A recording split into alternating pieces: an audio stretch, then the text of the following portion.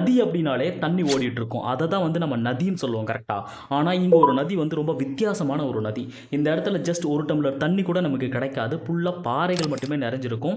அங்க இருக்கிற பாறைகள் ஒவ்வொன்னும் 10,000 டன் எடை பக்கம் இருக்கும். அதே மாதிரி அந்த பாறைகள் எல்லாமே வந்து யாரோ அடுக்கி வச்ச மாதிரி ஒரு ஃபீல் இருக்கும். 6 கிலோமீட்டர் இருக்கும். அகலம் பார்த்தீங்க அப்படின்னா 200, 300 மீட்டர் இந்த மாதிரி மாறுபட்டுக்கிட்டே இருக்கும். இந்த பாறைகள் வந்து 10,000 வருஷங்களா வந்து இந்த பிளேஸ்ல வந்து பிளேஸ் ஆயிருக்கு அப்படின்னு சொல்றாங்க. ஆனா என்ன ஒரு ஆச்சரியம் அப்படின்னா, அந்த பாறை மேலே போய் உட்காரும்போது கீழே தண்ணி ஓடுற மாதிரி ஒரு ஃபீல் கிடைக்குமா. நிஜமாவே அந்த ஆறு அப்படிங்கிறது, அந்த நதி அப்படிங்கிறது கீழே ஓடிட்டு இருக்குன்னு சொல்கிறாங்க. அதுக்கு தண்ணி வந்து எங்கே கிடைக்குது அப்படின்னா பக்கத்து மலையிலிருந்து பனிக்கட்டி உருகி அதுக்கு கீழே போயிட்டு இருக்கு. பாறைகள் ரொம்ப பெருசாக இருக்கிறதுனால அந்த தண்ணி எப்பயுமே மேலே வரவே வராது. வெறும் பாறைகள் மட்டுமே ஷோ பண்ணும். இதுதான் வந்து ஸ்டோன் ரிவர் அப்படின்னு சொல்கிறாங்க. இது எங்கே இருக்குது அப்படின்னா ரஷ்யாவில் யூரால் அப்படிங்கிற மலை பிரதேசத்துக்கு பக்கத்தில் தான் இந்த நதி இருக்குன்னு சொல்கிறாங்க. வெறும் பாறைகள் மட்டுமே நிறைஞ்ச ஒரு நதி. இப்படி ஒரு நதி இருக்குது அப்படிங்கிறத தெரிஞ்சுக்கோங்க.